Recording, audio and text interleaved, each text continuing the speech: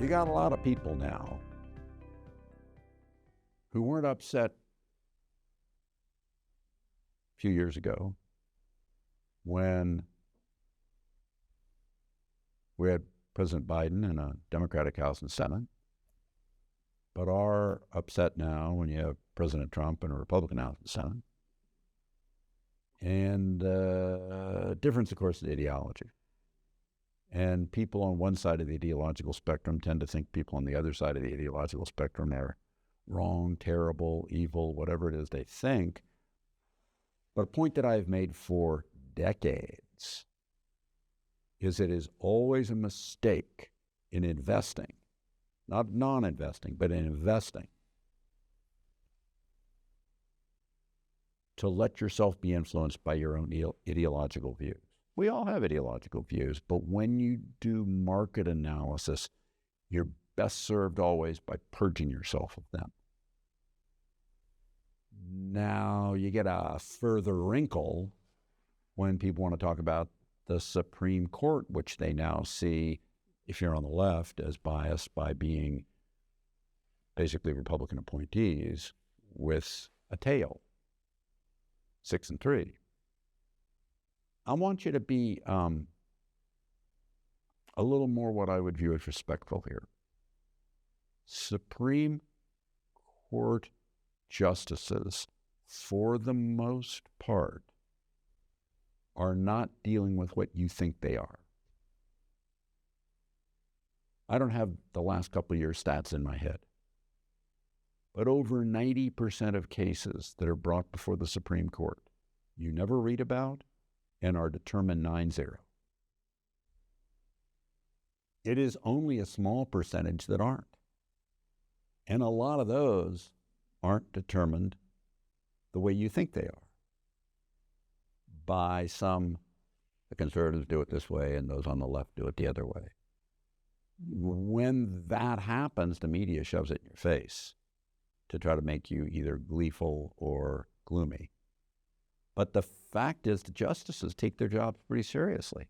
Now, before you ever even get to that point, I want to make a different point completely. And I've said this, again, for decades.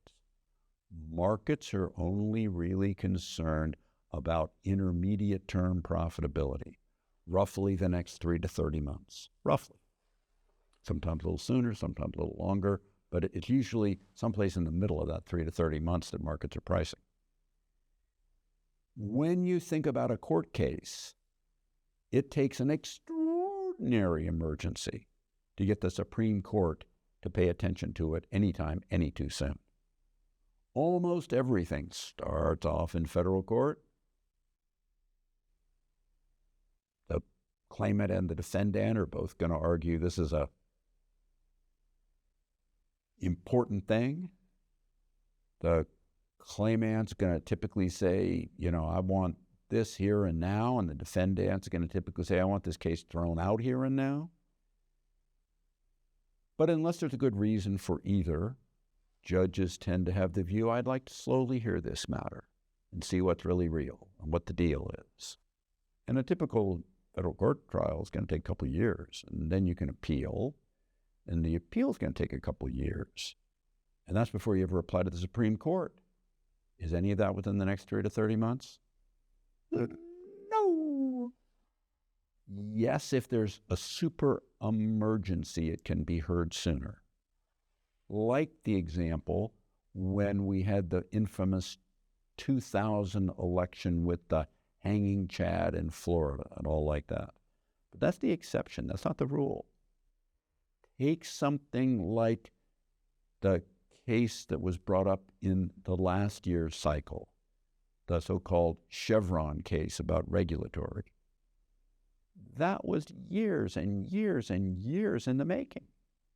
Not the next 3 to 30 months. That's my point. So getting excited about these things is not so much of an issue. Now, there is the issue that one-party House, Senate, and presidency can create lopsided legislation. That's absolutely possible. Is that likely now as people get excited about it? Again, the people who get excited about that as a negative are mostly going to be on the side that lost the election this last time. That's always the way it is. But in this election, maybe not so much. Why? Because the Republicans have almost no margin in the House. And you all know that, I think. Maybe you forget about it, but the House is really the one that's the sticking point here. The fact of the matter is Republicans lose 2 votes. You know, in the Senate, they could lose all 4 because the vice president could swing it. They could lose their four-seat victory if 4 of the Republicans didn't vote their way, and you'd still have balance. And the vice president, in this case would be Vice President Vance, would be able to swing the vote the same way Kamala Harris was able to swing the vote when she was vice president. And the Democrats would lose 1 vote or 2 votes. So, but what I'm trying to get at to you is the odds of all these things being terribly untoward in the period ahead are very low. Can extraordinary things happen that require the Supreme Court to hear something in a super hurry? Yes. That's possible. It's also more probable that it isn't necessary at all. So I think this is more a matter of, which is really normal, them what lost the election become concerned about what happens in the period ahead because they see everything about their ideological opponents as bad.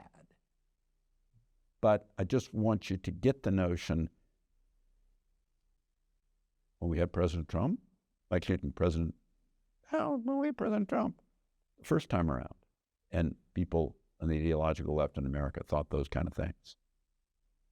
Market did pretty well. Was it perfect the whole time? No, 2018 was a negative year. But 2017 and 19 and 20 were pretty good years in the market with volatility. When President Biden was there with the Democratic House and Senate, we had pretty good years, including his inaugural year. I just want you to appreciate that, and that this concern is probably overdone. Thank you much for listening to me. I appreciate your paying attention. I appreciate your interest. Thank you. Have a great month. Hi, this is Ken Fisher. Subscribe to the Fisher Investment YouTube channel if you like what you've seen. Click the bell to be notified as soon as we publish new videos.